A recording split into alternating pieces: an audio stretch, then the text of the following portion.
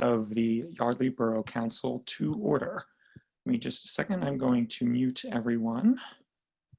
And then if you would please join me in saying the Pledge of Allegiance to our flag.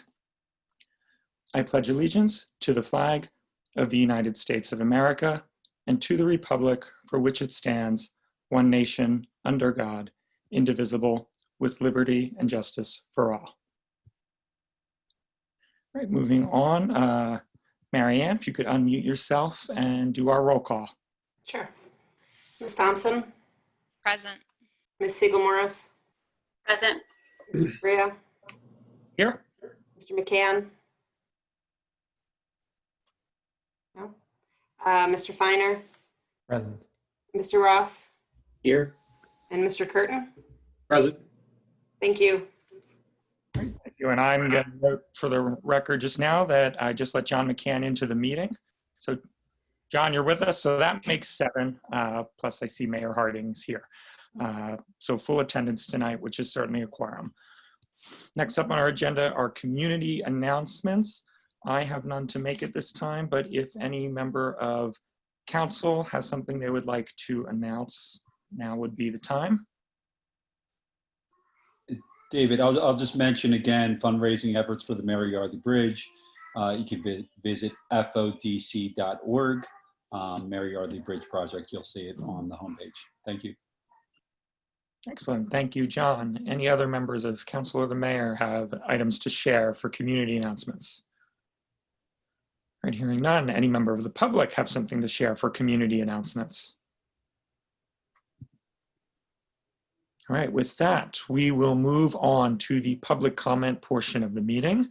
This is, of course, the portion of the meeting where members of the public may address council regarding items that do not appear on the agenda. If you wish to discuss an item that does appear on the agenda, you will be given the opportunity to do so during council's deliberation of that item. Members of the public are asked to please state their name and address for the record before giving their comment.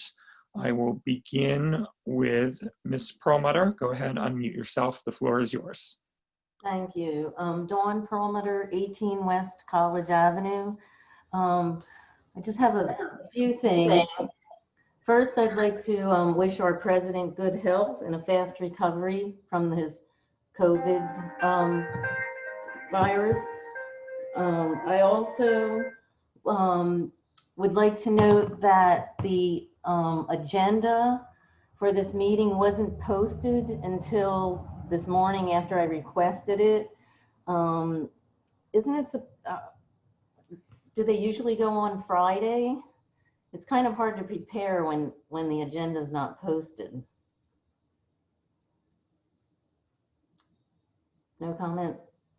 Okay. I also would like to bring up, we used to have a sign ordinance, and I know it's an election year, but there's some profanity laced signs, handmade signs that are up. I don't know if we have a policy on that or not. I also reported over a month ago that there was anti-police graffiti written all over trees and the waterfall next to Yardley Walk. I took pictures of it and reported it to the police and to Manager Johnson.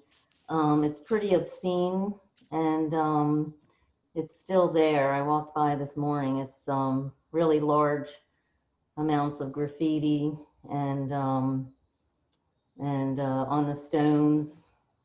And again, nobody got back to me on that, so I don't know if they even looked into it. And finally, the consent agenda. We used to be able to review the bills list before a meeting. We have no way of doing that when you vote on things now. So those are any responses to anything? I'll speak on the bills list portion, if I may, President Bria. We did used to have the printed copies available during the public meeting. Obviously, we're not meeting in person right now. You are welcome to request them and they will be sent out on Tuesday. They aren't often compiled until sometimes the same day of there are changes made, but that is still publicly accessible if you do request it. Thank you. And in reference to the graffiti, any comments? I mean, I filed a report. I brought it to the attention. I mean, is this now acceptable? I don't understand. It's just total silence here. Hey, if no one minds, I'll look into the graffiti and take a look at it tomorrow or the next day and then get back with Borough Manager. Thanks. All right, thank you, thank you, Dr. Perlmutter. Do we have other public comment this evening?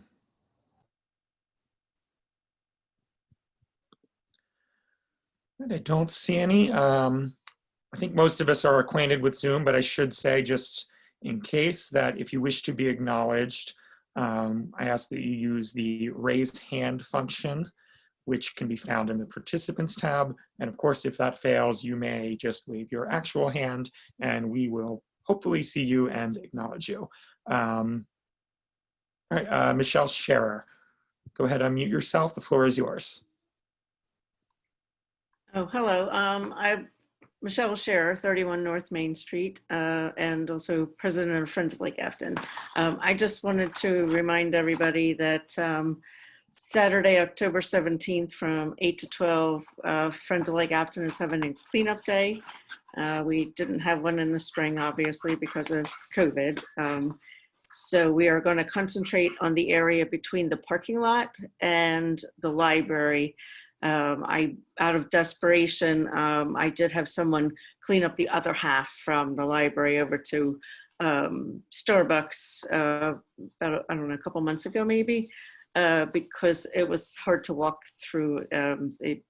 The area that you could actually walk through was getting more and more narrow. So we've got a lot of work. So social distancing and all, I think we can do it.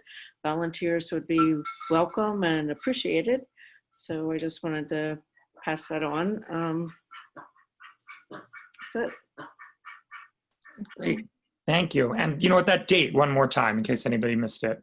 Saturday, October 17th from 8 a.m. to 12 noon. All right, on the 17th. Thank you for all that you do with Thank Friends of you. Lake Afton. Do we have any other public comment this evening?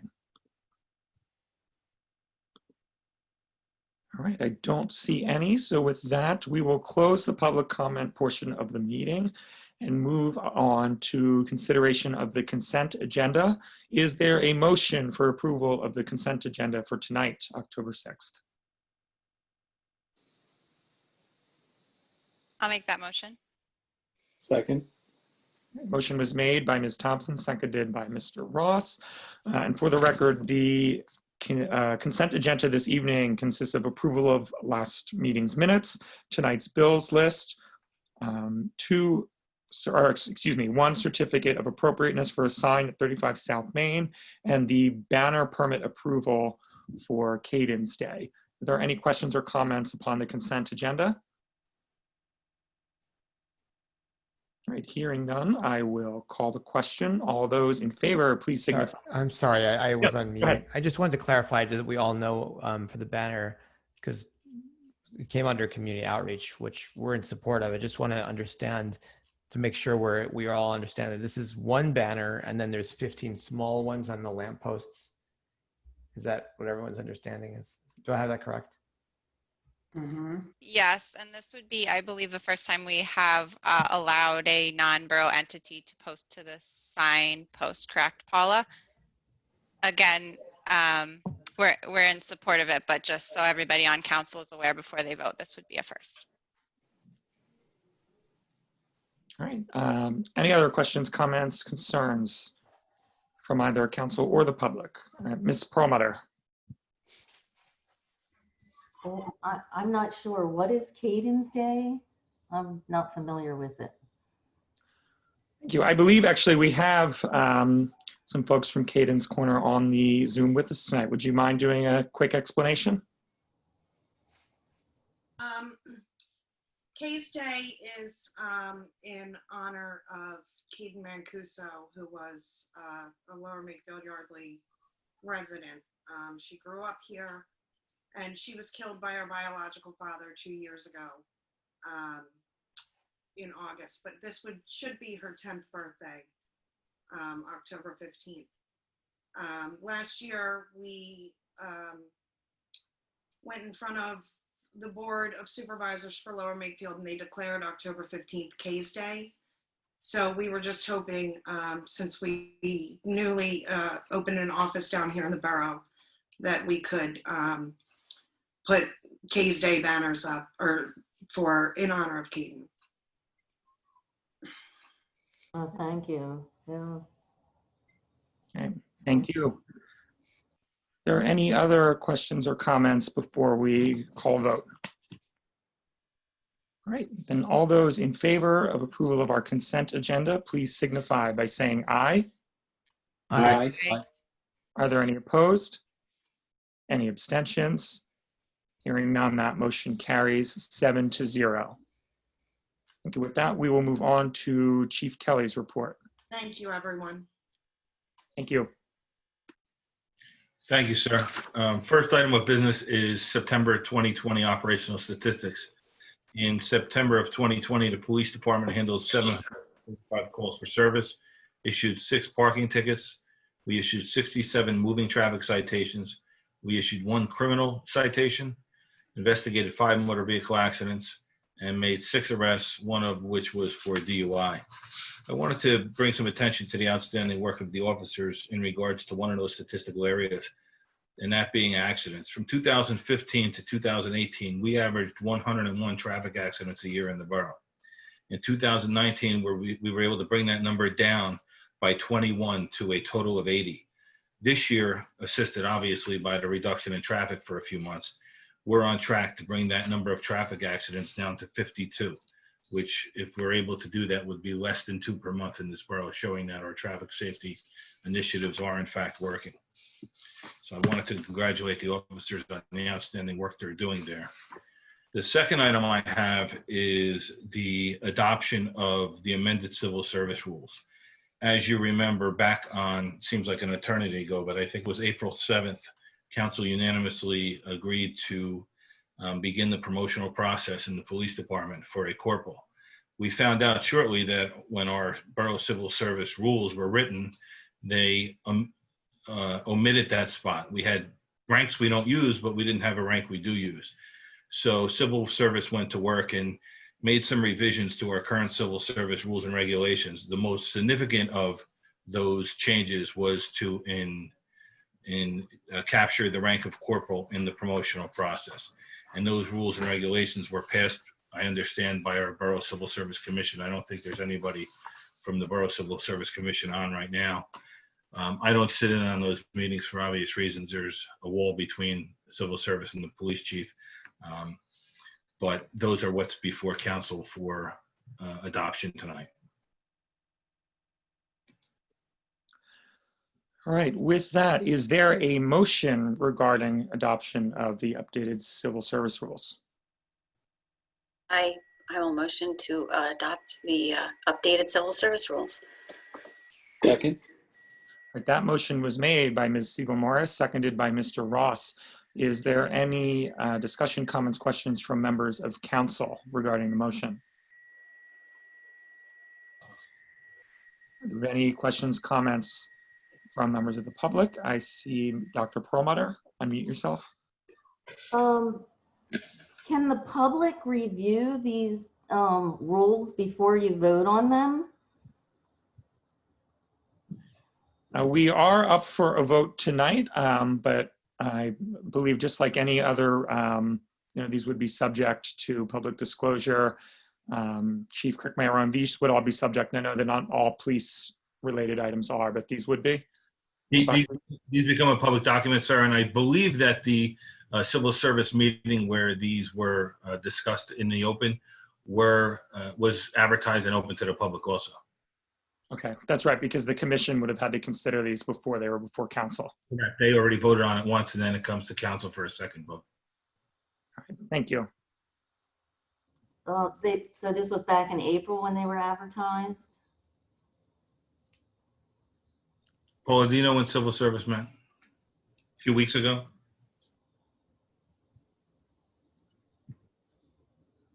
Paula, you're muted there. They met a couple weeks ago. Dawn, I think I saw you that night, and that meeting was advertised. Thank you. Do we have any other questions or comments from the public before we call the question? All right, hearing none. All those in favor, please signify by saying aye. Aye. Aye. Aye. Are there any opposed? Any abstentions? All right, hearing none, that motion carries 7-0. Thank you, sir. That completes my report. All right, thank you, Chief. Moving on to our engineers report. Hello, can everyone hear me? Awesome. Okay, so in regard to the general updates, other than what was in my report, nothing has changed in that section, but we do have one item that will require a motion, but I can get to that after if anyone has any questions about the other projects that are under the general updates. Any questions?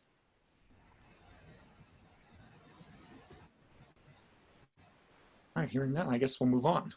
Alrighty, then we will move on to the final release of the letter of credit that was secured for the maintenance bond associated with the Lakeview Properties project that completed back in 2019.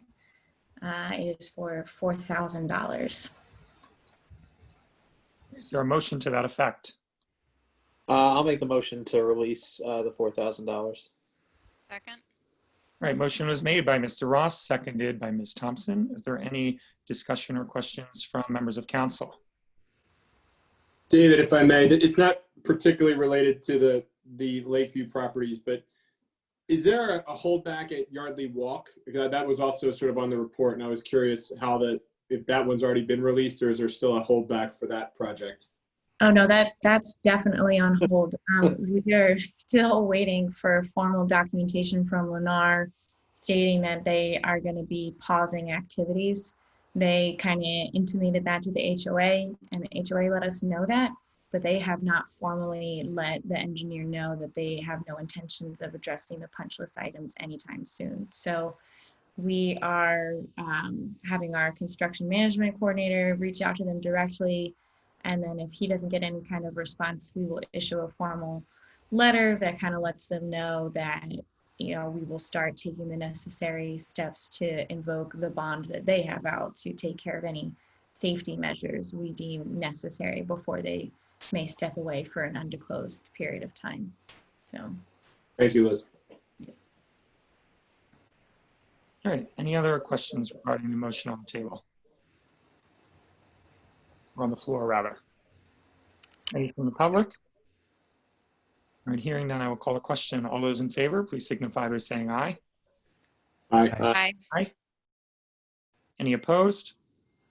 Any abstentions? And hearing none, the motion carries without objection. Back to you, Liz. Alrighty, on to project updates.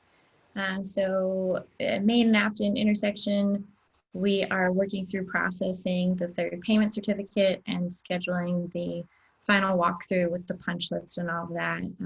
All major items wrapped up in August, and we had the change of scope approved at the last September meeting, so we are now just moving forward with closeout. I have not heard anything more about PennDOT inspecting the ramps, but we'll continue to check in with them. But their initial look at it was that it was the best that could be done with the situation that's currently out there. But if there are options for us to make it better, we will investigate them. So that's where that stands. Mary Yardley Bridge. So this one, we might have a motion that you guys might need to consider. Firstly, we are waiting for DCNR to approve the updated grading plan that reflected the discussion that happened at the 9/8 site visit. So we are still coordinating back and forth with them before we can move on to submitting for our permits through the GP11 and the one with the Bucks County Conservation District for the erosion stuff. But the motion would be in regards to a grant opportunity. So we talked with DCNR about what are other funding options for this project, especially since we are now realigning the towpath, and their grant rounds really don't open up until next year, and they're due in April. But they suggested that we look into the DVRPC Regional Trails Program, which has a grant due on November 11th. So we don't actually have to go through anything at this meeting, but we definitely will at next meeting. So it is a $300,000 max award. We're not looking at anything that much, but there is a 20% match for whatever we do apply for. But basically all of the grading work and anything associated with the towpath would be eligible, and it would be a way to kind of bring down some of the costs we're looking at right now for the Mary Yardley Bridge. So bringing it to council's attention, the application is due on November 11th. So that means we would need clearance to prepare the application by the 2nd October meeting, and we would need to pass the resolution at the 1st November meeting. I'll Can you make give us the just a- motion to prepare the grant if everybody's okay for that. I have a question, or some questions first. Does the grant award expected date line up with our realistic timeline as it stands now, or would this push our build date back further? It shouldn't push the build back further. They usually are announcing these in around March, and we're not expected to do construction until April anyways. So I don't think it would push us back, but waiting for the next round of DCED grants absolutely would. So I think this is kind of why we were looking at this one in the first place. And what amount were we proposing? Sorry if I missed that. I don't see it. But no, we haven't looked into that yet. So we would need to take the time to kind of pull out anything that's related to the towpath from our original estimate.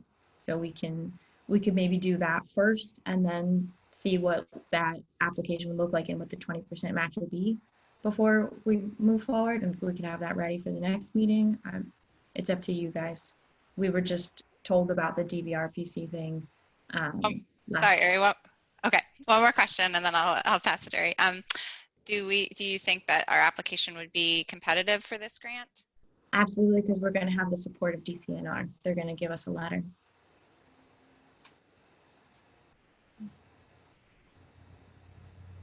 That's all I have. Thank you. Caroline asked all the good questions, but the only remaining question I have is just can you give us a sense of the cost of in terms of the engineering time to apply for the grant? Sure. Typically, our time for these applications, we have not been charging you guys any more than $2,500. I haven't done this particular grant before, so I don't readily know the amount of effort that's needed for it. But we could certainly come prepared with that number at the next meeting. We could say how much we want to apply for the grant and what the effort would be for us to prepare the application. That could be something we bring to the next meeting. That would be great, just because it's a bit like, this to me is a little Las Vegas-ish here. It's kind of like, what's the cost to apply and what's the chances of getting it? And we just want to make sure the equation makes sense. No, it sounds great other than that. Totally hear you. I know that even if the committee is successful with matching the donations that have already come in, we're still a little bit short. And we're still finding other cost sharing options with DCNR, lining up with their elevation project that's supposed to start. And this particular grant is something that came up in the conversations with DCNR. Yeah, so. That's great. Thank you. I think it sounds great. I would like to see a little more in writing before we proceed. And it sounds like we could wait the 2 more weeks and have more in the borough packet next time before voting on this. Or yeah. Matt, are you not comfortable with that? You seem to. No, that's fine. We'll still have time to submit the grant before it's before the deadline. So that's fine. We can prepare more for it and then give you a broader cost estimate at the next meeting. Mm-hmm. All right, sounds good. So unless there's any objection, we'll be on to the next item. Next item would be the Pico property. So Pico is supposed to be having an internal meeting this week and getting back to us. But I have to sneeze, but I don't know what's going to come. Sorry. But meanwhile, their Pico Green Region grant is due at the end of this month. So that is a particular grant that can be used towards, whatever efforts we actually want to do in regards to the land, like making it a formal trailhead with the park or the planning associated with it, or is also a grant that could be applied to for Reading Avenue. Just giving you guys the option and reminding. But that one is only 10,000 max award and has a 50% match.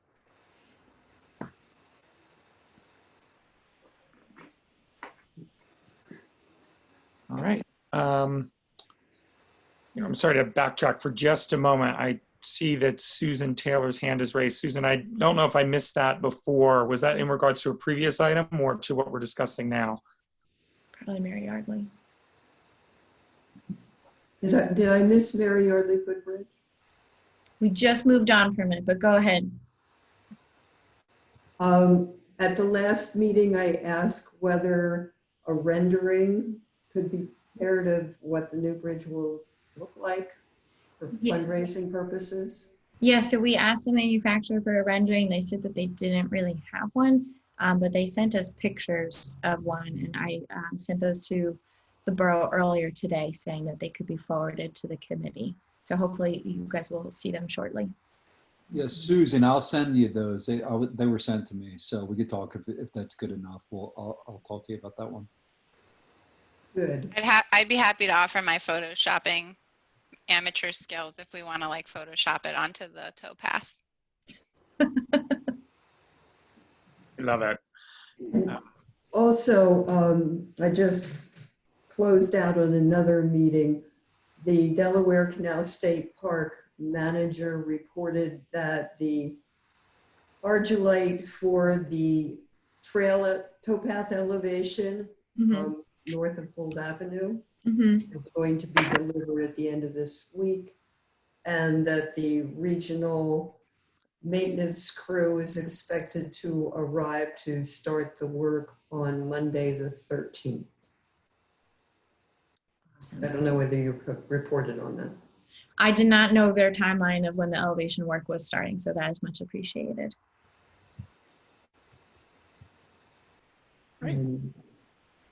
And also on Mary Yardley Footbridge, where are you at in the process of getting this design? So we resubmitted an updated grading plan to DCNR on the 23rd of September to reflect the discussion that was had at the on-site meeting on the 8th.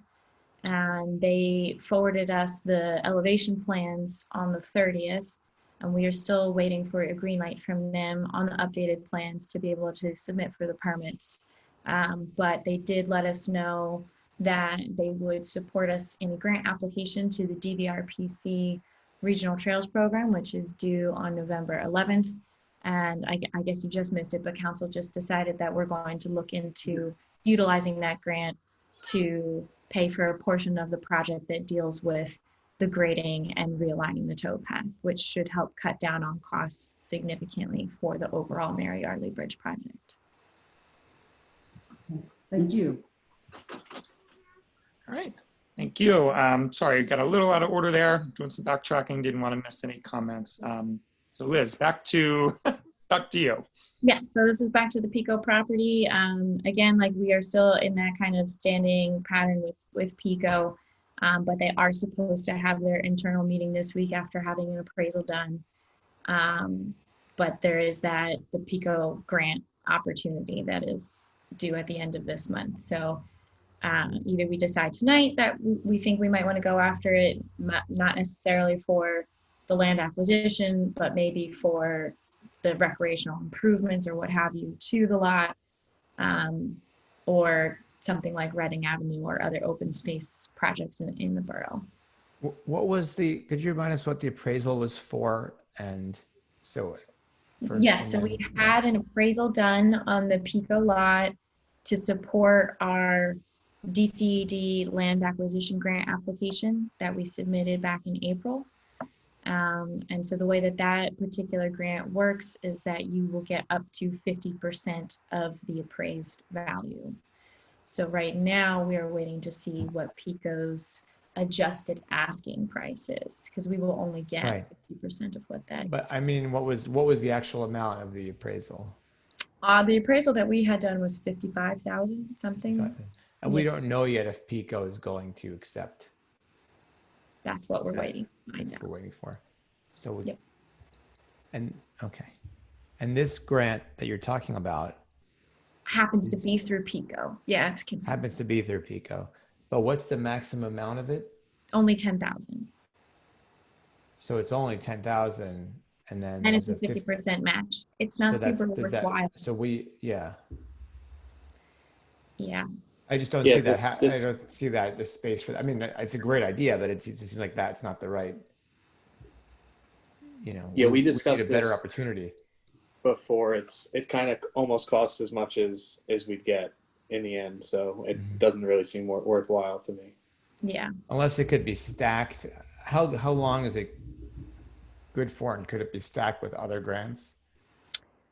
That's a good question. I don't know. I haven't actually ever applied for the Pico grant before. I know some people in the office have, so I could get more details about it. It's not due till the end of the month. It's definitely another one of those things we could push to the 2nd October meeting. Right. But I mean, it would be just helpful to know that, because if we could, get this grant and put it aside and then get another grant, maybe, 2, 3, then maybe this thing ends up costing us very little. yeah, If I may for a second, I think the main issue is that the grant, the maximum is 10,000. It'll cost, 2,000 to 4,000 to repair it, and then it's a 50% match. So, I mean, even if we did all this work and got the grant, we'd only be really getting maybe 2 or 3 grand extra A from it. 50% match means that it's 10,000 and we put 10,000, or the whole thing is 10,000. They give us 5 and we give 5. that's the latter. Oh, so it's only 5. I see.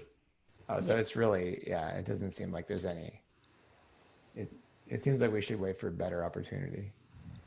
That's kind of what I'm leaning towards, but just keeping you abreast of the opportunities. And is there anything else that, like, let's say we didn't do anything for a while, do you think Pico would move forward to sell this to somebody else? I mean, it's not developable, so it's an empty lot. I don't think they'll have much luck. Yeah.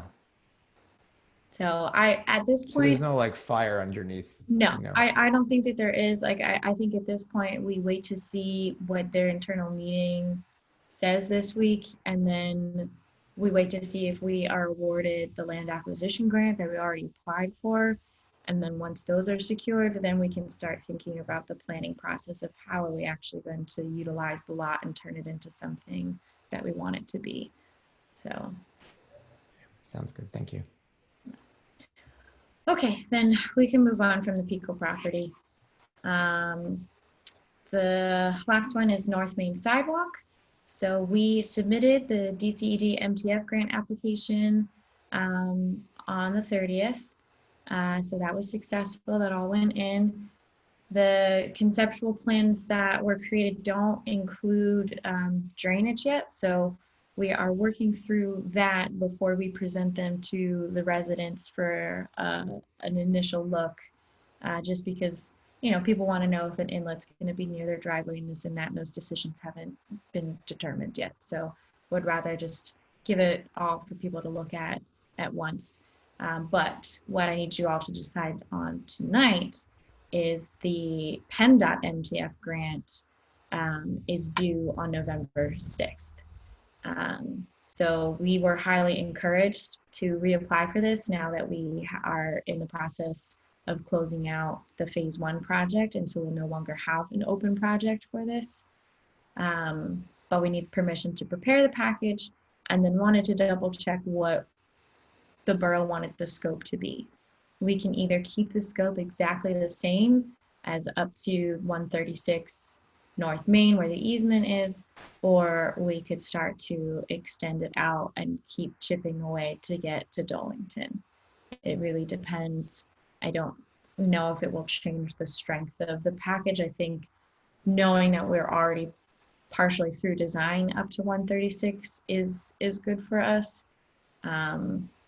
But sometimes asking for more means they don't give you all of it, but then the portion that they give you is still more than if you had asked for less.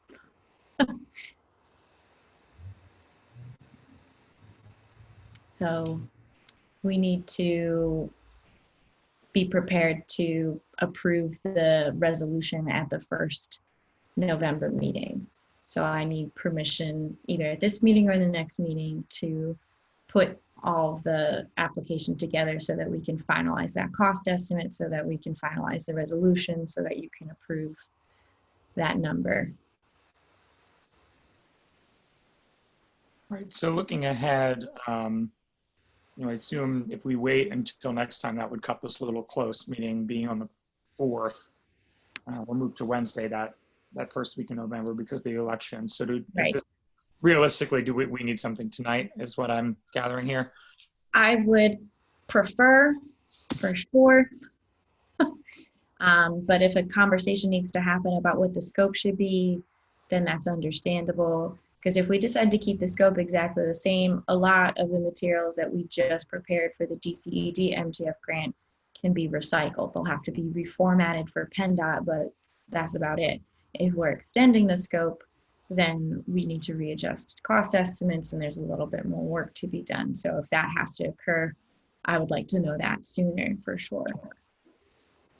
I think it would probably be in the best interest just to move things along as fast as possible, to keep the scope the same, just because we have all that work into it already, and it'll make the process cheaper, faster, and possibly a better chance for us to get approved for that and move the sidewalk all the way to the easement faster. Liz, what's the match for that one? The match for the PennDOT is a 30% match. I would agree with Matt's rationale. I think he had a solid thought behind that.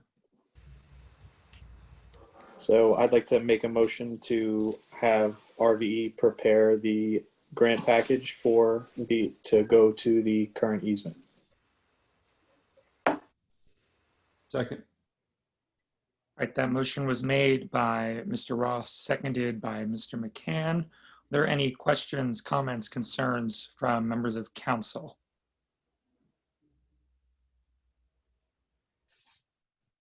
All right, hearing, seeing none. Do we have any questions or comments from the public?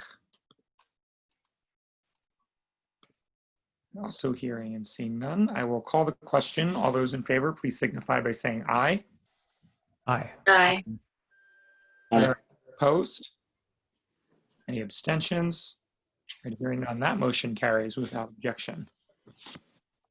All right, thank you. And Liz, any other items tonight? Actually, there's one other thing that I just wanted to keep the borough aware of that kind of happened after I submitted this report. I went out and did a site visit at 18 Van Horn on Friday, and there is definitely an erosion issue occurring with the outfall off of the ML7 parking lot. So we will continue to investigate that a little bit more, but just wanted to let you know that that did occur and their follow-up needs to happen. All right, understood. That would be it. All right, I have thank you. a question for, if I may, for Liz regarding the inactive project. Yeah, sure. Now that Main and Afton is done, and plus we have a few other intersections, we have this thing about the what we call decorative crosswalks. Mhm. I noticed that in the DVRPC list under Bucks County, Lower Makefield, there's a listing of decorative crosswalks that they're to the tip, I guess the tip is that a grant or is that just the DVRPC fiscal year 2021 to 2024 tip? Oh, I'm not sure if I'm familiar with that. So it's I gotta give you that. It says MPMS number 88083, Stoopville Road improvements, and under that it's decorative crosswalks and ADA compliant curb ramps at 3 intersections. So when I saw that, I was like, oh, that's kind of cool because that's something that we had been intending to do, and if we could get that done by as part of DVRPC, then obviously that would be great for the borough. So is that something that we can find out? Yeah, no, absolutely. I can definitely look into it and see what that is. Usually most of the agencies, their grants are on like similar time frames. So if the trails one is due mid-November, I'm sure this other one is probably due around that time as well. So I will look into that and see which one they have for decorative crosswalks. Yeah, it came in under TIP, Transportation Improvement Program. Okay. I don't know if that's grant-based per se or request-based. It seems like they actually do it as opposed to, I'm not really sure. Oh, okay. No, I will certainly check into that and see what it is and see what we need to do. There are definitely some programs where like they have funding that they get from the state that has to be used for certain things, and then people have to acknowledge that they're like, hey, we'd like you to use that for some of our stuff. So that we have, there's PennDOT has a section of that for safety things. So it looks like DVRPC has it in regards to maybe some of the sidewalk network that's part of their trails and such. So we'll look into that. Cool. Thank you. All right, great. Before we move on, I see 2 questions from the public. We'll try to move this along quickly because we don't have a vote on these items. Dr. Perlmutter, I saw you first. Go ahead. Yeah, I just have a quick comment. Instead of having the engineer look into that where we're billed, shouldn't the borough manager be looking into those types of grants? Why is the engineer being tasked to do that? Thank you. We have discussed this on occasions before. Oftentimes where the grants have a technical element, it makes sense for the engineer to assess the viability of an application. And Ms. Taylor, I'll move it on to you for your comment.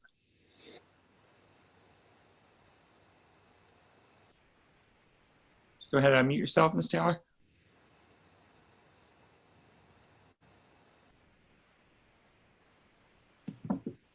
There we go. I've been on Zoom too long now. Me too. I've been on since 6. So regarding decorative sidewalks, I would like to interject that please think very long and hard. One really has to do is go up to Washington Crossing and see how their decorative sidewalks have deteriorated. It sounds lovely, but longevity is definitely an issue. That's my editorial comment. All right, thank you. All right, I believe, unless you have anything else, Liz, that concludes our engineer's report. Yep. All right, thank you. With that, we'll hand it over to Paula for manager's report. Besides my report that I had already submitted, I wanted to thank the Yardley Farmers Market for a donation of $500 that they presented to the borough office last week. And this will be put into our recreation fund and to help with the upkeep of Buttonwood Park, which I thought was a very nice thing that they did for us. And then that rolls into the farmers market is requesting an extension into December. It would be December 5th and December 19th to continue the farmers market outside because they are not going to be going into Friends meeting this year. And then the 19th, they were wondering if it would be okay to invite other borough businesses to come and set up tables to almost have like a holiday market. And they would do everything with social distancing and everything else. I did talk to Wes about that. He would be available that day to help with that as well.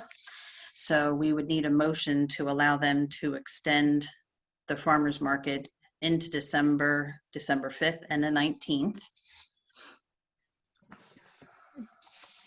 I'll make that motion.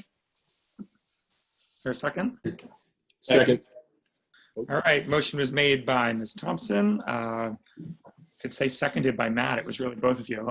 Put Mr. Curtin for the record. Any discussion or questions from council on this item? Just question, just to clarify, I mean, it sounds great, but Paul, they're talking about putting borough businesses, not from other areas, just from the borough? Correct. So like, and then she also mentioned inviting anybody that does like Christmas ornaments or something as well. Yeah. But that's totally up to us. And we have plenty of time to organize and talk about something like that as well.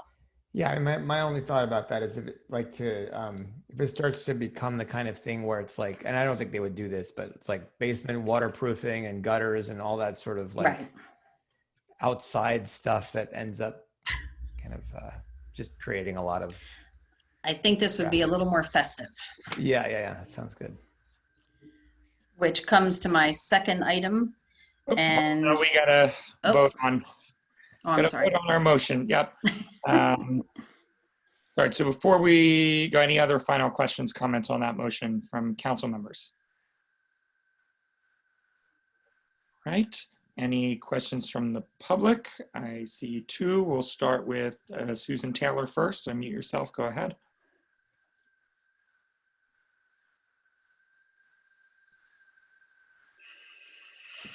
Sorry, I'm a very picky cursor.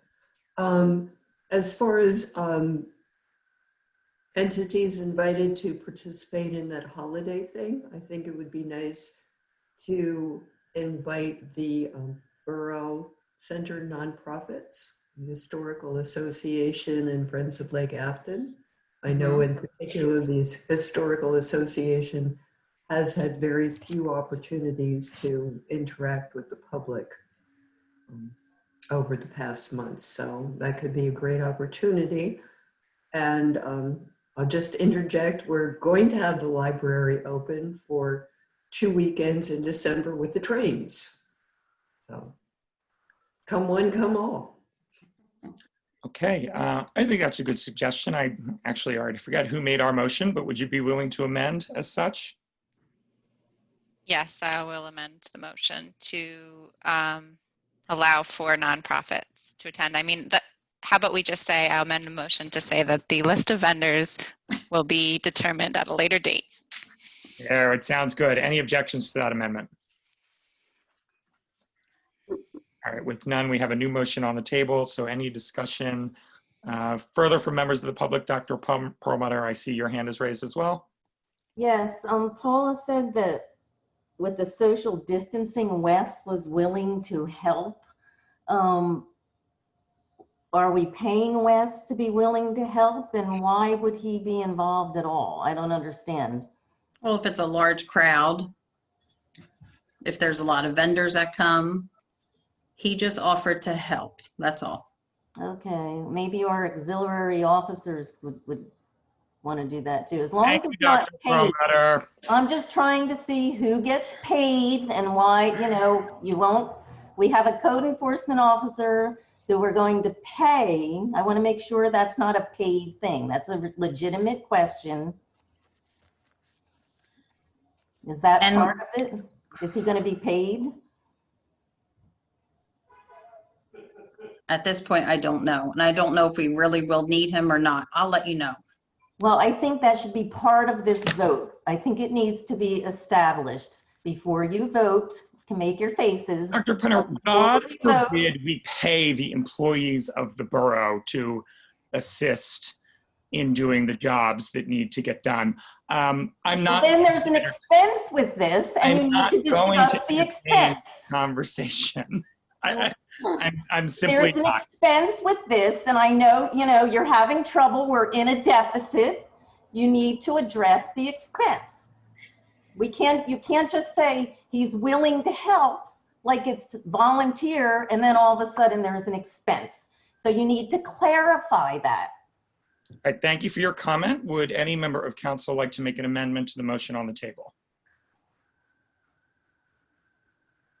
All right, hearing none, the motion stands. Is there further discussion or questions from the public?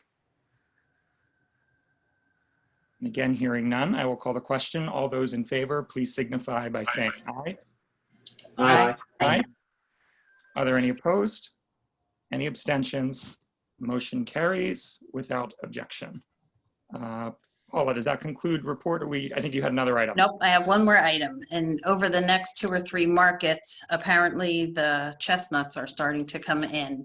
So there is a vendor that would like to roast chestnuts during the farmer's market. But because of the rules of Buttonwood Park, you're not supposed to have any cooking. This was allowed when they did cooking demonstrations over the last couple of years during the markets. So this man would use a small oven, and I sent you all a picture of it, and it's done with propane. So we would just need approval from Borough Council to roast chestnuts and sell them at the farmer's market. All right. I guess, before we even ask for a motion on that, Paula, do you know if that's been reviewed in terms of safety considerations and such? I know we have some time before we would have to approve that, but. Right, Wes did look at it as well, as he does with the cooking demonstrations and stuff, and he saw no problem with it. He said just Borough Council has to chime in and approve it. All right. What's the exact regulation that we're overriding? Cooking in Buttonwood Park. Just cooking? Why? Yeah, grilling, cooking. I see. So it's kind of sounds like it's meant for like people doing like barbecues and charcoal. Like that's not like, I'm trying to understand absolutely. what the, okay. And this is basically cooking chestnuts in a miniature propane oven. Yes. Okay. It kind of looks like an easy bake oven. Yeah, I can't imagine that causing the park to burn down, but what do I know? And if putting it out there, if another vendor wanted to come not during the holidays and cook something in a similar apparatus, would we be okay with them doing that? I guess we need to think ahead. As long as they get approval ahead of time. I know we had, and Wes could chime in, we had the Colin Marsh, who does all the cooking for the tech school. He comes and does demonstrations. And before we did that, we had to get the approval of council. It sounds to me like the intent is to prevent situations where people start fires, cooking things. Correct. Bonfires, grills, whatever, without our knowledge. Whereas this process allows us to, have some control over the situation. Yes, we get approval ahead of time. Paula, can you ensure that we have Jack Frost nipping at our nose while the chestnuts are roasting on an open fire? Absolutely. All right. All right, so before we go too far off the rails, do we have a motion regarding chestnuts in Buttonwood Park? So moved. Second. All right, motion was made by Mr. McCann, seconded by Mr. Ross. Any further questions, comments, concerns from council? Anything from the public? I see Mr. Foraker first. Thank you, Mr. President. I just wanted to follow up on Paula's comments. When Buttonwood Park was developed some 20 years ago, the rules that were put in place required council's approval for any type of cooking. And with the advent of Fitzgerald's Field, we've incorporated no cooking into all our park regulations, and it would have to be approved by council. That's all. Thank you. Thank you. Dr. Perlmutter, I see your hand again. My comment isn't really on the chestnuts. I think that's fine. What happened to the manager's updates other than just the farmer's market and social activities? Did I miss that? Were there updates for actual borough other work? We are currently discussing a motion regarding chestnuts. All right, are there any other questions or concerns related to the motion on the floor? Right, hearing and seeing none, I will call the question. All those in favor, please signify by saying aye. Aye. Aye. Are there any opposed? Any abstentions? Hearing none, the motion carries without objection. Paula, any other items under I just your- have one more thing. I just wanted to let you know that we're having a pop-up toy store on Afton Avenue. It's a borough resident who is renting one of those storefronts from October to December, and she's going to be selling more like high-end toys, like the wooden toys and stuff. So I think this is a great thing for our town as well. Goes along with the chestnuts. And that's all I have to report on today. I have a question. Sure. It kind of piggybacks off of the market being extended into December. I saw some emails a couple months ago about outdoor dining and waiting on getting guidance from the county. Just wondering if we have any feedback or guidance for our restaurants or what the update is on that as we head into the colder months. Wes, do you want to chime in on that? Sure. I have reached out to our state representatives looking for support for the restaurants. And as you know, the governor has recently increased indoor dining to 50%. My concern when I reached out to the representative and the senator was the fact that we're heading into cold weather and the amount of, or the ways we're gonna have to heat these tents to keep the customers willing to come out in the inclement weather. Right now, the information is kind of sketchy. There's not a whole lot being offered. What I did receive, I did share with the restaurants. They are allowed to have 2 walls up as opposed to 0, which is some help. Most of the restaurants have already started procuring heaters so that they can keep open. Fortunately, right now there's a La Nina forecast, which should keep us hopefully in a warmer winter pattern. Of course, we'll have to wait and see on that, but there's no other guidance coming forth at this time. Right now, I don't know if there's going to be a change. Okay, thank you. I'm just wondering if we should have like some sort of map of who has space heaters and provide guidance on unplugging them after hours, just so we know where they all are and where the fire risks are. I understand, and I have spoken with all of the restaurants who are having heaters, and everybody's aware of the issues. So I will keep up on that, and I can also convey information to the fire department. Thank you. Thank you. There are no other items from Paula. We will move on to our solicitor's report. So Paula, are you good? All right, Mr. Klosser, it's yours. Thank you, Mr. President, but I'll be brief because I have no report this evening. You're my favorite tonight. Thank you, Mr. Klosser. Moving on to Mayor Harding for Mayor's report. So with your permission, I'll take Bucky's 20 minutes plus my 20 minutes so I can do a 40-minute report because I got a lot. But in all seriousness, Council President, I mentioned that I'd go out and see the graffiti that Dr. Perlmutter mentioned. Wanted to make sure to stick with process that you and Council were okay with me doing that. I apologize. I didn't ask that at the first time. Any objections? None. Okay, good. Go. Yep, so I'll report back. And then also wanted to just real quick thank Chief Kelly. I know you all listened, so you heard him on today's Yardley Borough radio show. So Chief called in and helped us out with some conversation about the auxiliary police department. So I wanted to thank him publicly for that. And that's my report. All right. Thank you, Mayor Harding.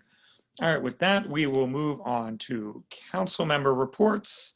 Just an opportunity for any council member to have the floor, report on any items. We will begin with Mr. Curtin. No report. Thank you, Mr. Ross. Public Works hasn't met since the last meeting, but Liz and I did do a walkthrough of Whiskey Hill this past Friday to go over all the resident concerns that were addressed at the last meeting. We took a bunch of pictures. There's one section in particular that the road was deteriorating a bit. So Liz is going to submit, since it's going to be lower, then we have to get it, then we'd have to send out to bid. So we can just get, a few quotes and then we can vote on it and get it fixed and repaired. So it's good for before the winter. And that pretty much concludes my report. Thank you, Mr. Ross. Ms. Siegel Morris. Nothing to report. Chief updated everybody on the statistics. Thank you. For myself, I just want to note that I will be unable to attend our next meeting. That's that third week meeting in October. Other than that, I have no report. So Ms. Thompson. General government hasn't met since last time, but the budget work is continuing to proceed. Manager Johnson and Patty are sending us weekly updates on that, so it's looking good. The Reading Avenue Committee met since last time.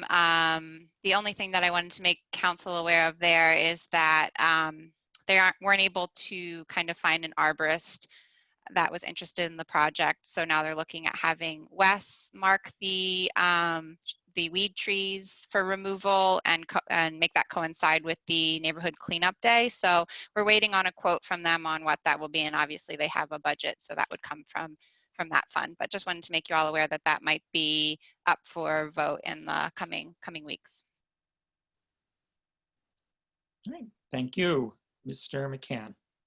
Yeah, I'll just mention the Community Economic Development met tonight, and I want to commend Pete. He brought a great idea about, looking for more ways to kind of brand Yardley. Obviously, we're a destination town and something with a vibrant, growing downtown. Is there, some way we can, have a logo for more branding opportunities, whether, through flags, other things, other opportunities, whether it's increased signage. But it was an interesting idea that, could help grow the town, the trademark too. I think it's, worth exploring, talking about more. All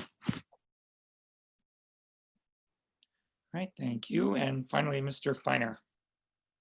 Well, thanks to Mr. Guidati, who visited community outreach as well, brought the same idea, and I'm in support of that. I think that branding, having been involved in that in the private sector, it can get very complicated, but it doesn't have to be. It can be pretty simple. And we have some elements already and ideas, and it's something that, we would have to talk about, potentially designate a time and hash it out. And a lot of it we could do ourselves is what I'm saying. So at least get the ideas clear, not actually do design work. And we may already have some of those elements, like the website and things that we could repurpose. So we're not looking for additional expense, but I think the idea of creating a cohesive image and knowing how we present ourselves to the community at large is a good idea. The second thing is that we have space available in the Human Relations Committee, and I just want to encourage members of the public who have any interest at all in being part of the borough in any way to make yourselves known to us, because there are continuous openings and possibilities. And I think there's a strong volunteer spirit in Yardley, and it can be a lot of fun, and you can have a say and you can have some influence over what happens here. I think we're a pretty fun bunch of people to work with. So I just want to encourage anyone out there who's present today to come over if you have human relations experience or not, whatever experience you have, to just come over and lend a hand. We could use it. Thank you. Right, thank you. That concludes our council member reports. Next item on the agenda is discussion items. This would be open opportunity for members of council that may intend to introduce future business to introduce it now as an item of discussion. Going once, going twice.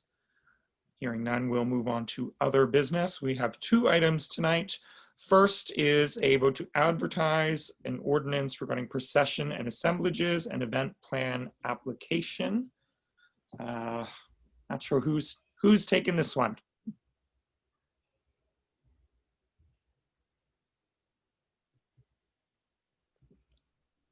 Oh, we've got no one, so I'm going to give Sorry, it. I'm in and I didn't unmute myself. Go ahead, Kim. Well, Bucky might be able to explain it better than I could, but they put together an amendment to an ordinance requiring permits for assembly and processions that would block any significant portion, I think, of the sidewalk or spill into the streets. This will require a permit that would be free of charge, and also require the applicant to provide proof of insurance. And if they cannot provide proof of insurance, at least show that they in good faith try to obtain insurance, and then the borough could consider whether or not to allow them to continue with their activity. If you do not obtain a permit, then you face a possible fee of up to $1,000. To allow a procession on a state highway, you need to apply at least 3 weeks in advance. For a borough-owned road, it would be about, I think, 2 weeks in advance, and 1 week in advance for something that would impede traffic on the sidewalk. Am I explaining that correctly, Bucky? Yes, Councilperson Siegel Morris, that was a very good summary. I mean, I would just add that the intent here obviously is to, balance, First Amendment rights and the rights of people to peacefully protest or any other type of expressive activity in the borough, but also allow the borough to have a means to, protect the health and safety and welfare of the citizens. And so we're trying to balance the language to that effect. And, that's the ordinance that we've drafted, given what's permitted under the case law and, what other municipalities have also done. So that's the background on the ordinance. All right, so is there a motion regarding this ordinance? I move to adopt the amendment to ordinance 15. This point, excuse me, we're really just seeking authority to advertise. And advertise the ordinance, the amended ordinance. All right, we have a motion to advertise. Is there a second? Second. Okay, so motion is made by Councilperson Siegel Morris, seconded by Councilperson Ross to advertise the ordinance on processions and assemblages and event plan applications. Is there any discussion, comments, concerns from council on the motion? I have go ahead, John. Sorry, just wanted to know what currently is in place. I didn't know offhand. Bucky, do you know? What current restrictions do we have? Yes, I mean, there is an ordinance in place that deals with assemblages and processions. It doesn't specifically incorporate the permitting process. So that's really one of the main things that the amendment will do. And it's through really the permitting process where the insurance requirement comes into play, and also, getting the proper advance notice. So that's really the main purpose of the amendment, is to build in, the permitting process with the proper advance notice and means for council to have some review of the situations. So am I understanding this correctly? I know for the events that we had this year, the plan was submitted, there was no plan to impede traffic, and then they went off plan and traffic was stopped. So is that when the fine would kick in, or do we have any teeth here to look at an event permit and surmise that it will likely impede traffic and then engage this ordinance? Well, again, I mean, the ordinance would require advance notice to the extent that anything is going to impede either pedestrian traffic or vehicular traffic. If that doesn't occur, then technically there's a violation of the ordinance. Obviously, it'll depend on the circumstances as to how that gets enforced at that point in time, but that would be an issue. But to comment on that a little further, I think all the ones we had, if we had this in place, they would have required permits because there was a expectation that there would be a significant block to pedestrian traffic. Thank you. That answers my question. I mean, I think this is kind of along those lines, and I support, whatever is needed here. I understand the purpose of this, so I just to understand where I'm coming from. But what I'm wondering is so we have these people apply to do essentially a peaceful protest, and they came to us, and so we knew it was happening. And if we said no because of the potential to impede traffic, or if we said yes, but then traffic was impeded, so they got a bill. In either case, they would get a bill. Has any thought been given to the possibility that this would push those events to be more underground, so we have essentially no notice, no control, because it's being done in a more subversive way? I think that if we deny an application, we have to suggest an alternative venue to what they're planned. We would have to have a reason, and I don't think that they just get issued a fine. It goes before the magisterial district judge, right, Bucky?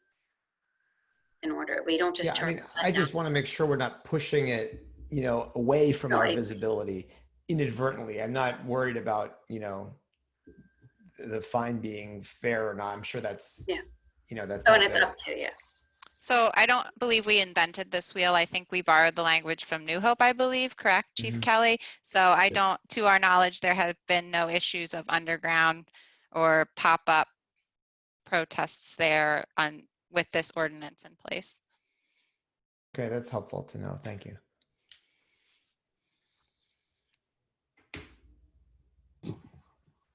Sorry, I'm muted. Any other questions from council members? All right, we'll move into with members of the public. Dr. Perlmutter. I'm a little concerned when you said if they have good faith in getting insurance. I think insurance is an important requirement, and that's sort of a real slippery slope. I don't know what you meant by that. If they can show in good faith they attempted to get insurance. If a group does not have insurance, I think that's a legitimate requirement. I think that should definitely be required. As far as people starting out as a peaceful protest and it ends up blocking traffic, that's what our police are for. And as the chief said, this ordinance would probably assist him in being able to do his job. But can the solicitor sort of comment on whether insurance would absolutely be required? The language really comes directly from the case law on these issues. So that's where the good faith concept comes from. Case law, I'm assuming essentially means that in this case, as insurance costing money, we can't say you've got to pay a bill in order to exercise your First Amendment right. Right. It's essentially a burden upon a constitutional right. So we're going about as far as we're permitted under the case law interpreting the First Amendment. Bucky, quick question just to follow up on that. In the ordinance, it says blocking also pedestrian traffic on the sidewalk. So technically, like two people holding a sign could be subject to a fine here. Is that right? Well, again, as with any type of ordinance, there is, the borough has discretion in how it gets enforced and whether or not something is applicable to a certain situation. So I think that's probably a case where, some discretion would have to be applied to the situation. And Mr. McCann, if I could on that, of the three we had, one of them I would say would not have applied. There was about 50 people on each side of the sidewalk. It was clear you could walk by. It was not publicly advertised. So the expectation was it wouldn't go beyond that 100 people, and it didn't. The other two were clearly publicly advertised. The expectation was the crowd would be much higher. And in those cases, I think applying discretion, those two would apply for permit being necessary, where the third one, which was not advertised, would not. If that gives you any more clarification on that application of it. Yeah, and I get it, and certainly I've full faith in you, Chief. But I'm just thinking about future, chiefs or future situations where they may use that discretion, and people, especially just that language about blocking pedestrian traffic, and especially how small our sidewalks are. Just comment a little further on that. Then, right now, there's presently in the law in most states, including Pennsylvania, that it's illegal to block a public passage. So if you're gonna talk to somebody who takes it to that extreme, right now without this ordinance, they could issue a criminal citation, a non-traffic citation for blocking a public passage, just if you're blocking the sidewalk, with or without the permit in place. So, no, it's helpful to know. And like I said, I certainly see what you're saying there. and that's rarely invoked. It's usually invoked when it's when the police see that someone's doing it in purposely, knowingly blocking that passage. I've never seen it issued any other time. Yeah, and I was just even thinking of election activities, things like that. Right. Down the road. But thank you. I see Mrs. Taylor. Unmute yourself. Go ahead. Hi. This strikes me as being reactionary. So in that respect, I think you are absolutely all masochist, because you are going to receive a lot of grief for this. And I also want to speak to people finding other places to do their protesting or peaceful whatever. My office in New Hope sits directly under a plaza where people who weren't allowed to be on the sidewalk or on the street went. Okay. So instead of being on the public property on the municipality, they went to the public property in a state park. So regardless, people will have their say, maybe in a different place, but they do seek other venues for what they have to say. So don't depend on that being, no sidewalks, that you won't have the request to do it in Buttonwood Park or near Lake Afton.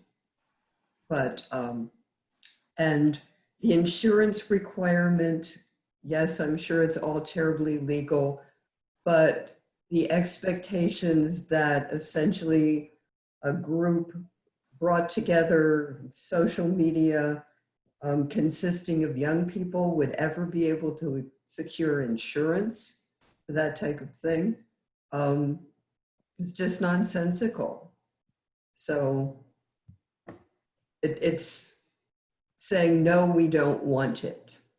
When you say, oh, you must have insurance, or you have to go through a basic bureaucratic rigmarole to show that you can't get it. So anyway, pretty masochistic of you, I think. I would just like to say that. Taylor is speaking to the. I'm sorry. Go ahead. No, I would just like to say that I completely disagree. It's not a secret that I attended a couple of these protests, ones to support the police and one to protest. And I think what we're saying here is, no, you can't have protests in which we as a borough are concerned you're going to be hit by a car and killed. That is, for me, why I'm supportive of this. Mr. Feiner, did you have a comment? Well, I think that, the point Susan Taylor is bringing up is similar to what was my question is, I think what we're trying to do here is strike a balance where we have conversation before these events occur, because, you know, there's pretty good likelihood that more of them will be happening. If they are, if they aren't, at some point, these things happen. And the best thing I can think of is to look at what other boroughs, smaller boroughs, have done and how it's worked out for them. So you mentioned New Hope. Are there others that have similar language, and how has it worked out? Thank you. I don't know of any problems with that I've heard of in this area, but I'm just curious if you could just shed some more light on other areas.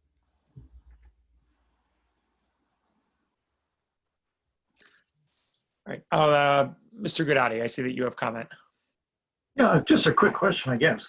Actually, two questions. One, does our ordinance provide a size limitation on the available crowds as it's written right now, or as it's proposed?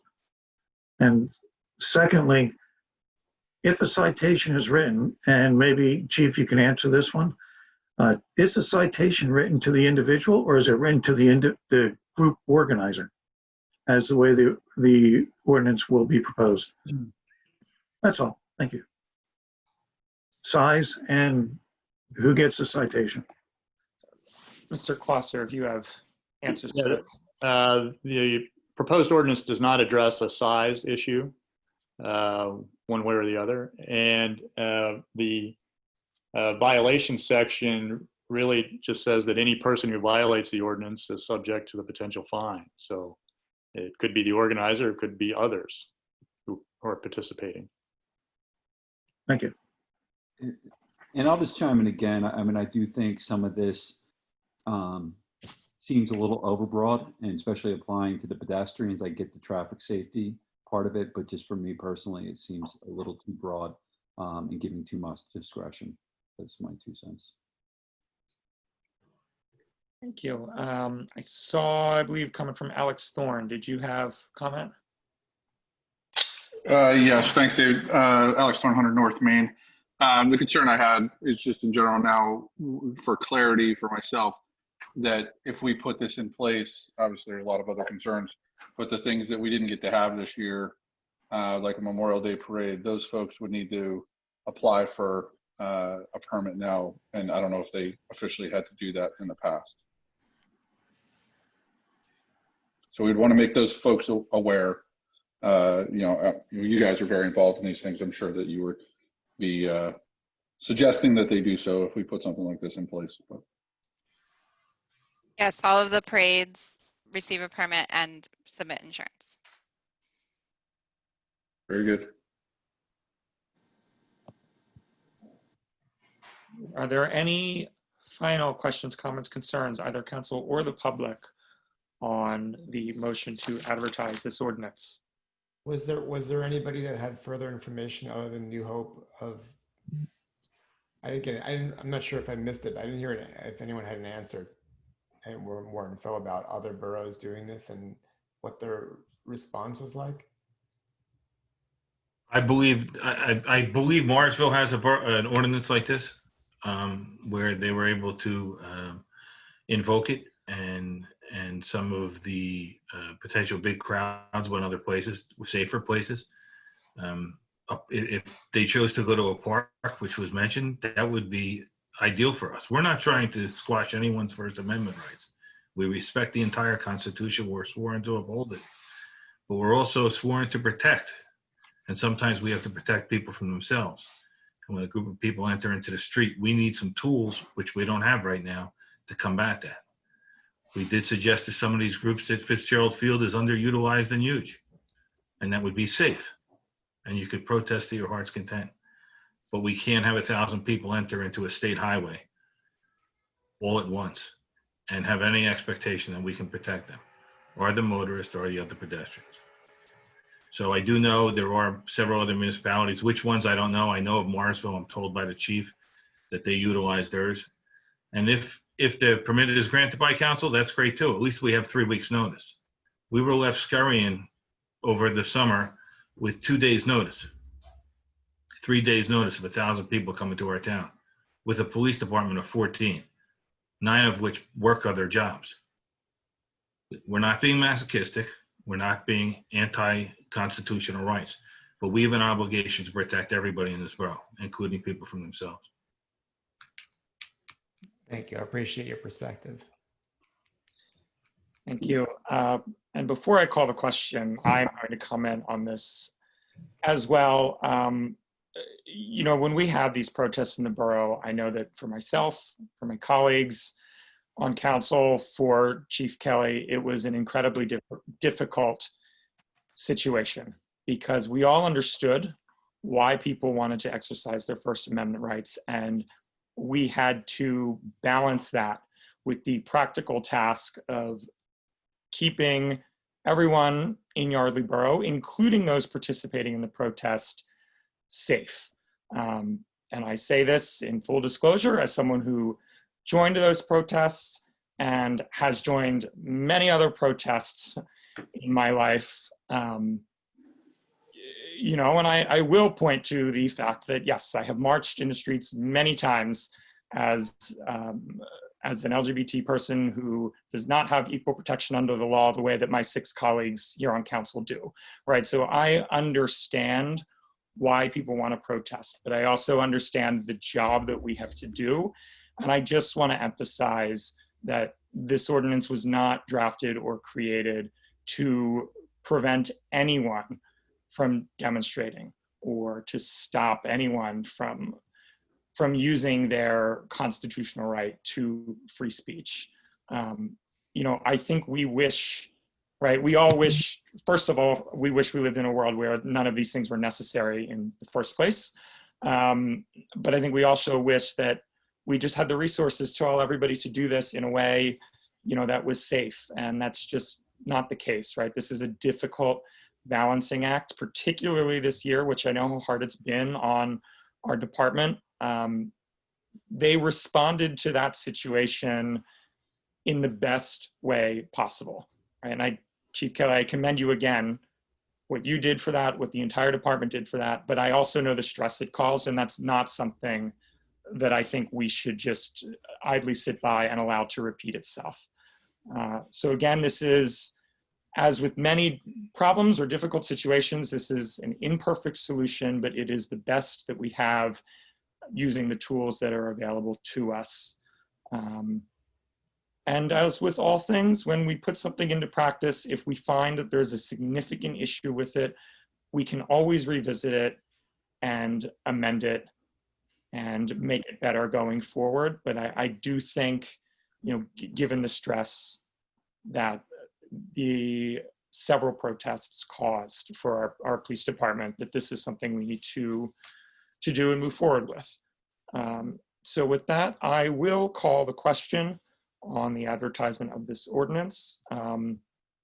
Actually, I'm sorry, Mr. Goodati, I see you waving your hand there. Go ahead quickly. Thank you very much. Just as is there any exception for nonprofits like your American Legions and your VFWs who do their parades? Like November 11th, there's an anticipation that there may be 15 or 20 members of the VFW and supporters marching down Main Street in a parade. Are they is there an exception available for nonprofits from that insurance requirement under this? There is not.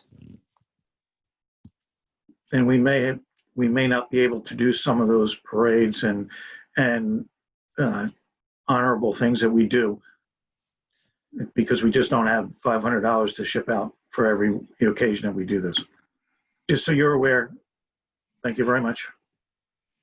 And I would, you know, just briefly respond again. That is part of the imperfection of this, that we cannot pick and choose who should be exempt. You know, a cause is a cause. We don't agree with them all, but I think we get into dangerous territory when we start carving out certain things versus others. So with that, I am going to call the question. All of those in favor, please signify by saying aye. Aye. Aye. Aye. Aye. Are there any opposed? Nay. Are there any abstentions? Right, by my count, that motion carries 6-1 with Mr. McCann voting against. Moving on to item B under other business is final subdivision of O'Hara property on Harper Avenue number 2. Not sure who is presenting this item. Perhaps Paula or Mr. Klosser, I'm not sure who reviewed. Mr. Scott, do you want to present? Sure, that's fine. Yeah. If everyone can hear me? Yes. Yes. Okay, so my name is Bill Scott. I represent Ray and Becky O'Hara for their subdivision. Ray and Becky live on the corner of Harper and Van Horn. Their property currently constitutes 33,000 square feet.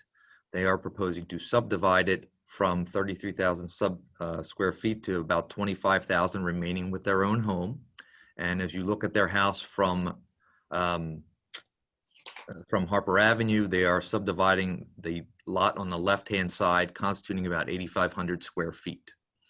So the property as it is now is undeveloped. There are no structures on the property to the left of the building. We requested and we needed 4 dimensional variances from the Yardley Zoning Hearing Board, which we received sometime at the end of July, beginning of August. Matter of feet in most cases. We presented before the Planning Commission and Mr. Gadati on in this past month in September. The Planning Commission approved the recommendation 5-0 with a couple of conditions, which I believe council has in front of them now. We went over before the Planning Commission the engineer report from Ms. Coletti's firm, and we presented and requested 2 waivers, one for the tree waiver and one for the sidewalk waiver. There are no sidewalks on that corner of, or that side of Harper, and there are none on that side of Van Horn. And the tree ordinance, I'm not quite sure it applies simply because it's not 10 subdivided lots. But even if it were, there would, because of the fact this property is on the corner, would be requesting the addition of 3 trees because there's a prohibition 30 or 35 feet from a corner. So we went through the process with both the Planning Commission and the Zoning Hearing Board. As I said, there are a couple of requirements from the Planning Commission, but we will comply with their requirements. We'll also comply with each and every request from the engineer, other than the ones that have already been satisfied, and the 2 waivers that we requested for the trees and the sidewalks. The property subdivided meets the minimum building lot. As a matter of fact, the remaining lot, the new lot on the left-hand side, would be about 8,500 square feet, and the minimum lot size is 7,000 square feet. So on the Zoom meeting are both the O'Haras, who are the owners of the property, as well as the equitable owners of the property, Don and Pat Schaefer, who are going to put a house on the property. And that's kind of it from my perspective. I know it's been a bit of a long meeting. All right. Do we have any motions to the effect regarding this subdivision?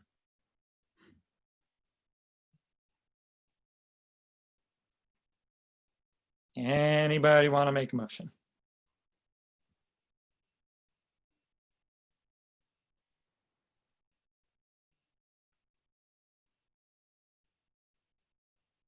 All right, come on, guys, somebody put it on the table.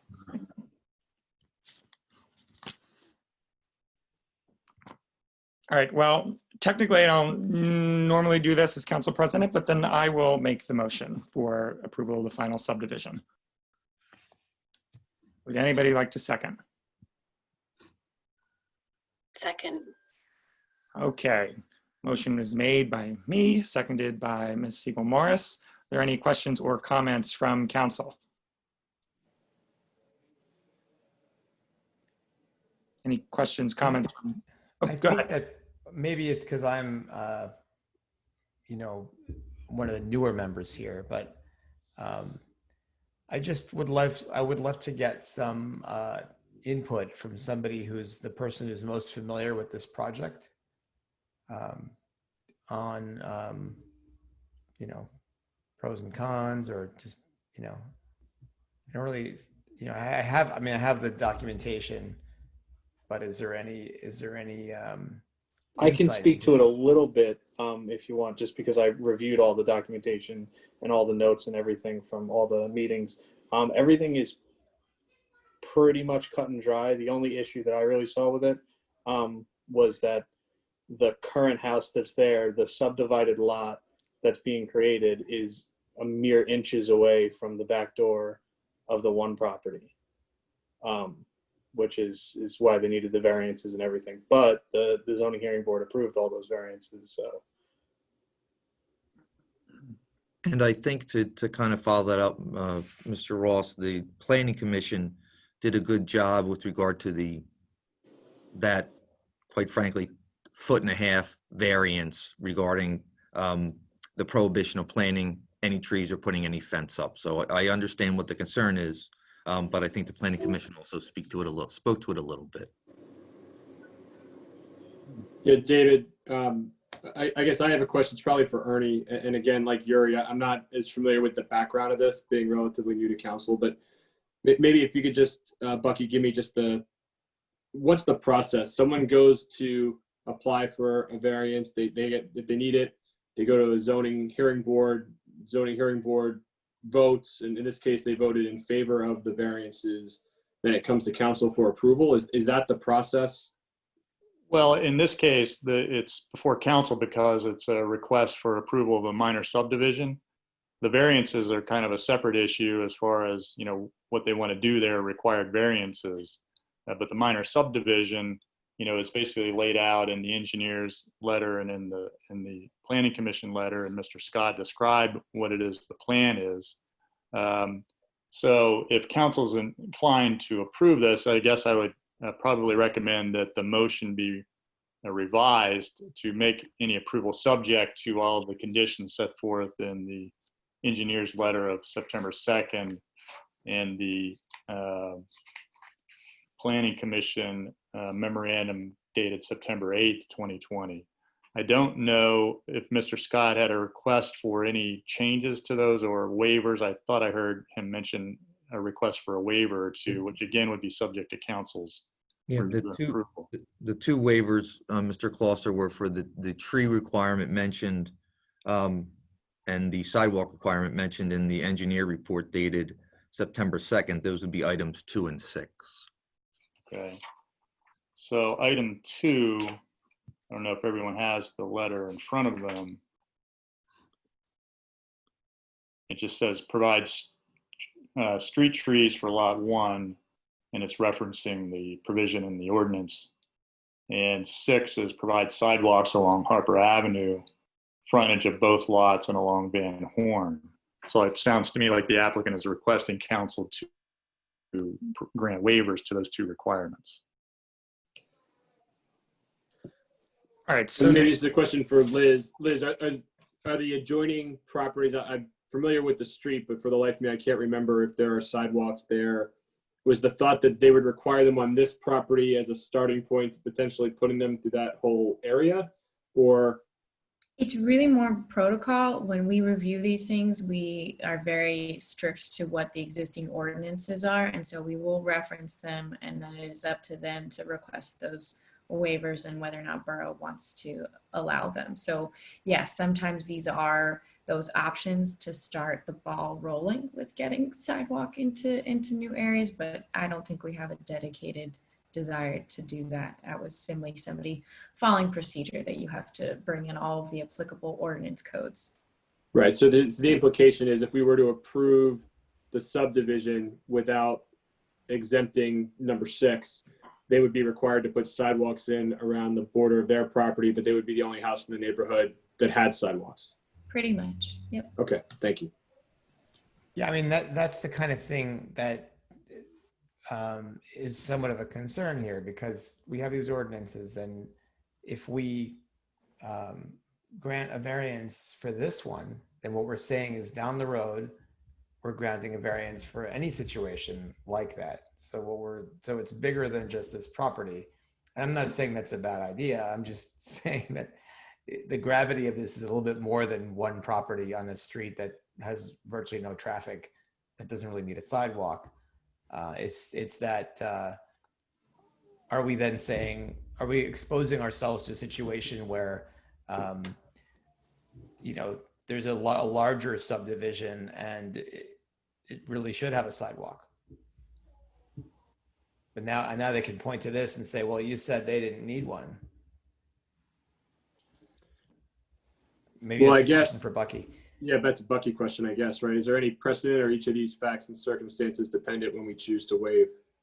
Well, each situation has its own, you know, facts and circumstances. But obviously, if a waiver is granted in one case and a similar situation arises in the future, that likely would be raised as an issue and a precedent.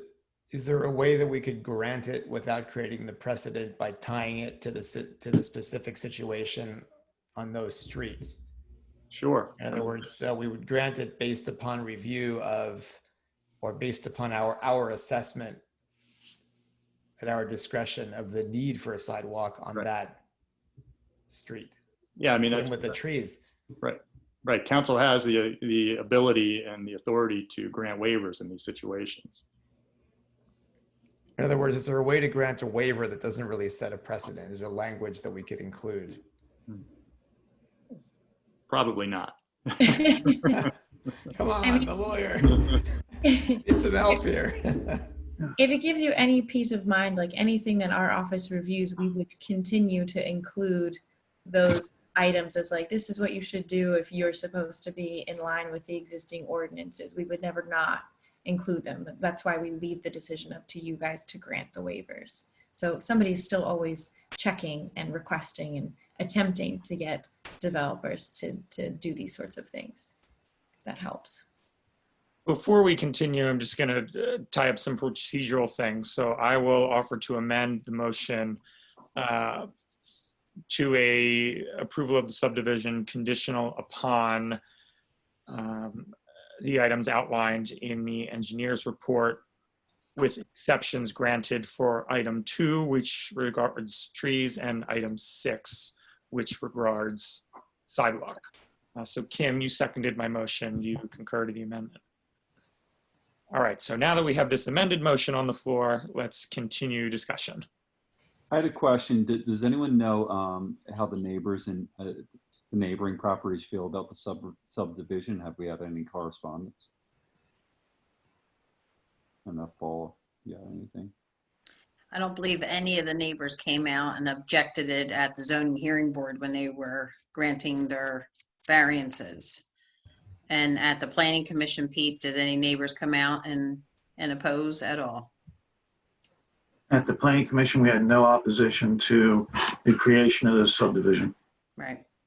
And all the neighbors get notified on this kind of stuff as well. It is worth noting that this, in fact, would also be the forum for those concerns to be heard. Mm-hmm.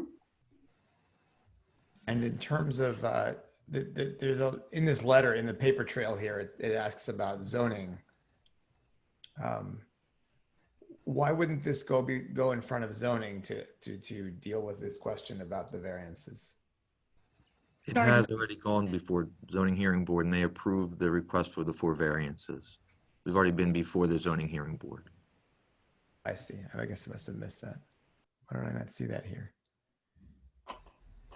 And part of the condition for our application is that we abide by any and all recommendations of the findings of the zoning hearing board, as well as the Yardley zoning, or Yardley ordinances, I'm sorry. So I'll make a comment. We have a moratorium on new construction in the floodplain. It makes little sense to me that we would prohibit residents from building new homes in the floodplain and allow 200 yards in one direction development of a new home when our storm drainage is already overburdened during a flooding event, that we know water flows down from the golf course and from uphill and upstream. So from this neighborhood down to the floodplain. I think it is foolish to develop Yardley Borough any further beyond improvements to existing structures. So I'm against this request.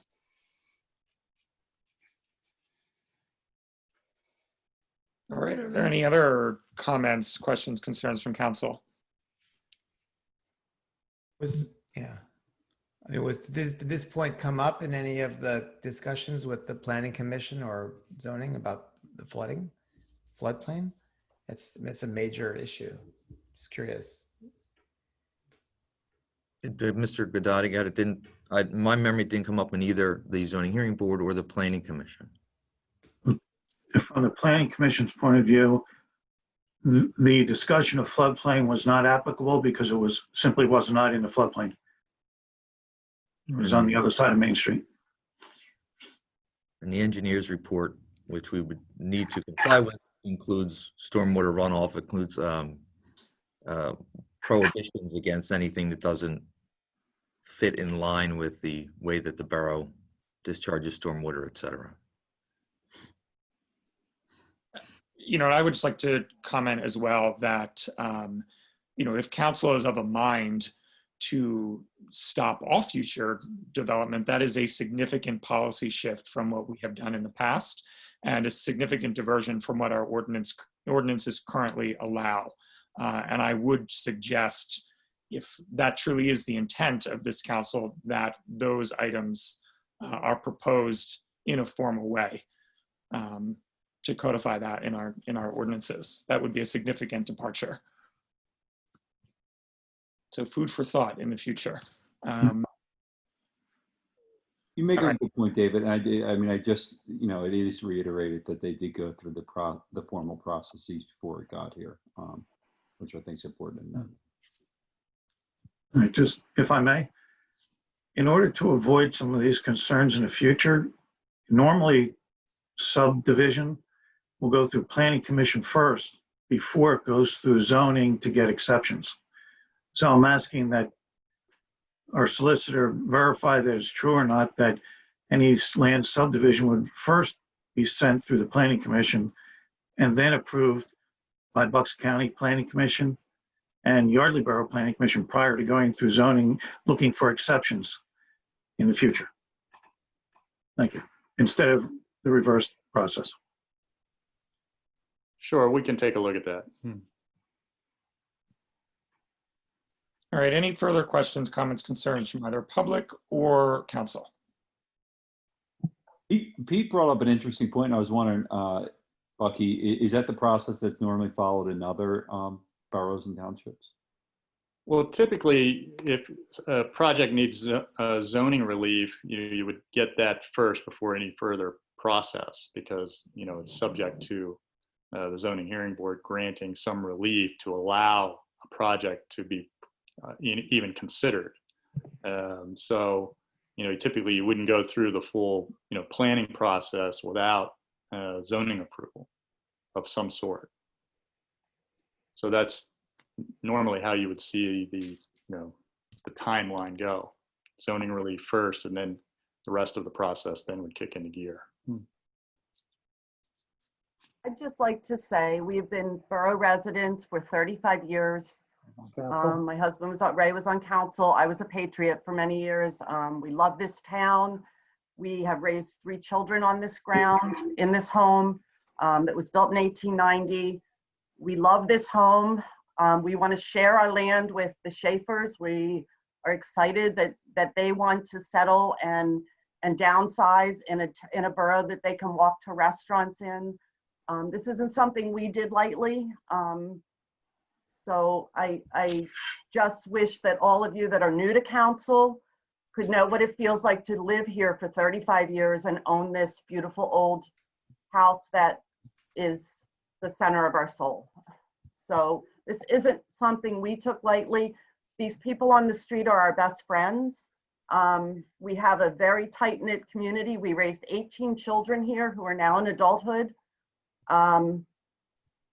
It's a special place, Harper Avenue, and we wouldn't do anything that would be detrimental to the town or to this street. And if anybody had a problem with it, I've been to Borough Hall when we've had problems with things on the street. These are people that are in support of us and are in support of the Schaefers joining this community. So I'd just like to say, as people who love this town, have been volunteers, our rugs are in the library. We donated all of the antique rugs that were here because we love this town. So, I mean, that's all I have to say. This isn't something we've taken lightly. We're listening to everything. There are sidewalks on the other side of the street. There were 4 new homes built here. When we moved in here, we loved it and we were okay. We have 4 wonderful new neighbors across the street that have become part of the community in the last 15 years. The other thing I'd like to say is we followed your rules. We went through zoning, we went through planning, and each stop, okay, we basically was approved. We've done everything that you as a council, and I have been sitting in your spot. Okay, I was on council for 3 years. Okay, I understand your decisions, but we followed all the rules here. Okay, and somebody said that maybe we need to change that. Well, changing it is not now. Okay, changing it would be in the future if you feel that way. And the Schaefers are wonderful people who we've known a long time. There isn't just anybody that could move next door to us, and we're excited to have them here, and we're excited that they can share the borough. And that's the reason they are moving from another part of Yardley to be here so they can walk to town. And I believe that's what we want. They're great people, absolutely great people. That's all we have to say. Thank you. Yeah, thank you for that. I think the issue here is not whether we want it or not. The issue is you know, are we being consistent with zoning ordinances, the whole ball game? We have to be consistent. That's all. It's not for us to decide if I think that I'm going to speak to Carolyn, to Councilwoman Councilperson Thompson's perspective for a moment. I think those are important discussions for us to have, but we can't make those decisions now. I agree with you guys, and that's not. We don't need to blow this up into that larger scope, whether there should or shouldn't be development in Yardley Borough. It's whether this project fits. We have also the Planning Commission and zoning for this reason. So to me, the determination is based on whether it essentially comes down to the variances.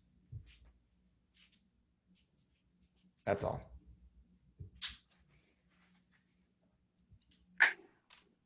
Great, thank you. Any final thoughts before we call a vote on this?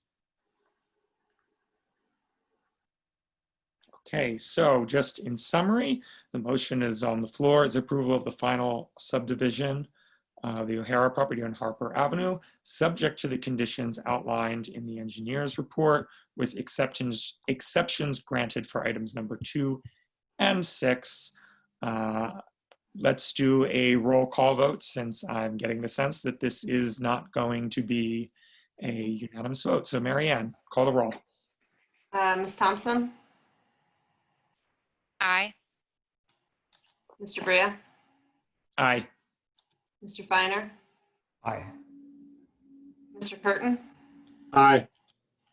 Ms. Siegel Morris? Aye. Mr. McCann? Aye. Mr. Ross? Aye. Well, it passed. Proving me wrong, everybody. Motion carries 7-0. Thank you very much. Right. Thank you, everyone. Unless there is any other business for tonight, we will entertain a motion to adjourn. Motion to adjourn. Is there a second? Second. All those in favor? Aye.